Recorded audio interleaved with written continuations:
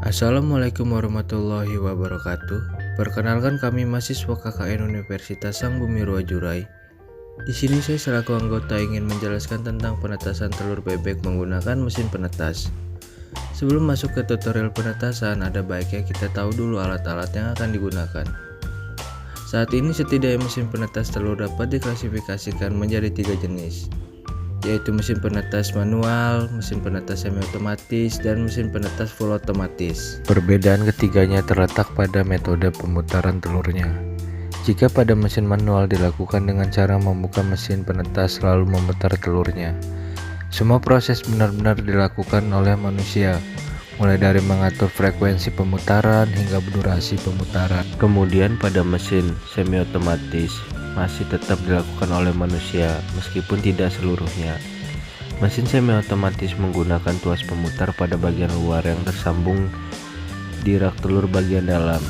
Ketika tuas diputar, maka telur akan berubah posisi yang mengakibatkan telur ikut berputar.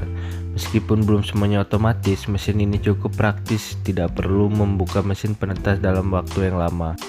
Sementara kalau mesin otomatis ya sesuai namanya, semuanya serba otomatis. Kamu tinggal tekan tombol power, kemudian atur suhu, maka mesin akan bekerja sendiri. Pada video ini saya akan membahas cara penetasan telur menggunakan mesin tetas manual. Mesin tetas paling sederhana dengan tingkat kerumitan paling tinggi di antara ketiganya.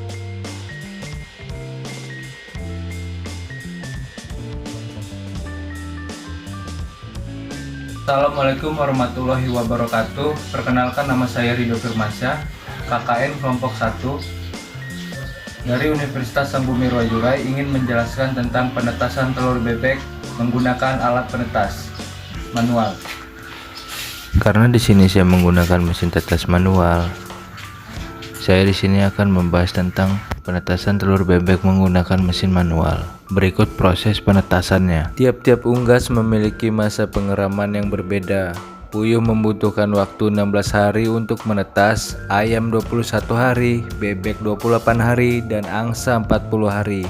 Karena kita di sini membahas bebek, maka izinkan saya untuk lebih fokus membahas tentang penetasan bebek. Langkah pertama adalah mempersiapkan mesin tetas sebelum memasukkan telur. Caranya dengan menghidupkan mesin tetas selama 24 jam dalam keadaan kosong. Untuk memastikan bahwa suhu di dalam mesin tetas stabil pada angka 38 hingga 39 derajat Celcius. Setelah 1 hari dibiarkan hidup dalam keadaan kosong, barulah telur bebek dimasukkan. Sebelum memasukkan telur bebek ke mesin tetas, dilakukan seleksi atau pemilihan telur yang akan ditetaskan. Pemilihan bertujuan untuk minimalisir resiko kegagalan penetasan.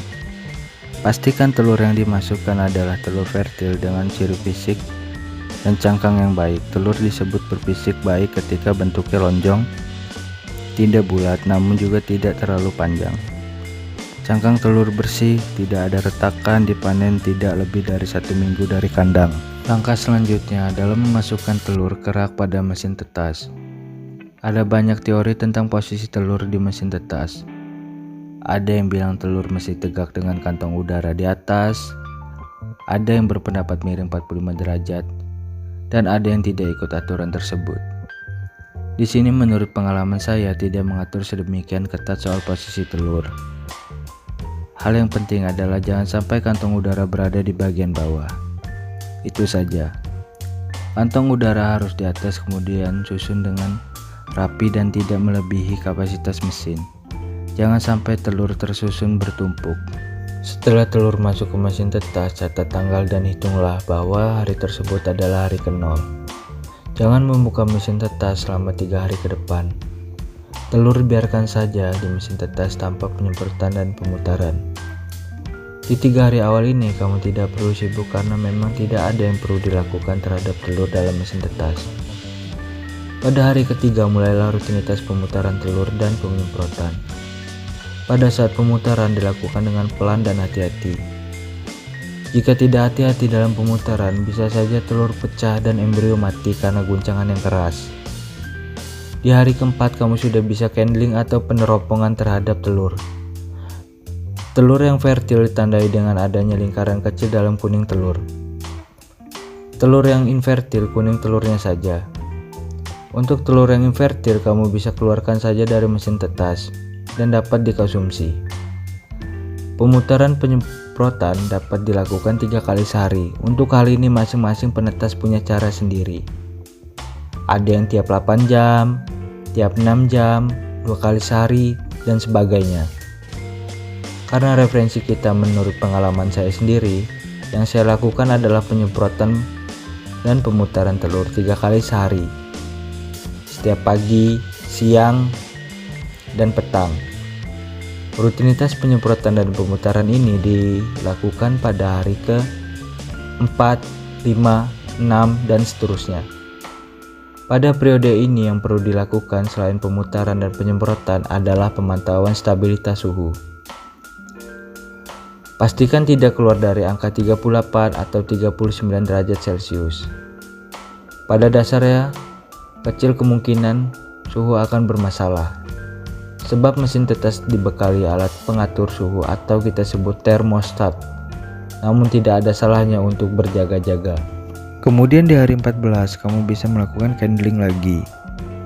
Di masa ini embrio yang tumbuh dan berkembang akan terlihat banyak guran darah seperti jaring laba-laba. Sementara embrio yang mati terlihat gumpalan hitam pada kuning telur yang sudah memecah dan tak lagi bulat. Untuk telur dengan embrio mati sebaiknya dikeluarkan saja agar tidak pecah, tidak meledak, meletus di dalam mesin penetas, dan meninggalkan bau yang busuk. Pemutaran penyemprotan berhenti pada hari ke-26 atau 2 hari sebelum masa menetas. Dari hari ke-26 hingga 28 kamu tidak dianjurkan untuk membuka pintu mesin tetas. Jika ingin melihat kondisi di dalam mesin cukup pantau dari kaca pemantau saja. Telur tidak akan menetas sekaligus, biasanya akan mulai dari hari ke-27 hingga hari ke-30. Jika setelah 30 hari tidak menetas, bisa dipastikan si bayi bebek gagal memecahkan cangkang dan mati sebelum menetas. Keluarkan bayi-bayi bebek dari dalam mesin tetas ketika bulu sudah mengering. Dot atau dye of duck dianjurkan untuk diberi penghangat yang cukup atau menggunakan baby box. Hal ini bertujuan agar si bebek kecil tidak kedinginan dan tidak lemas. Nah, itulah tutorial penetasan telur bebek menggunakan mesin tetas manual.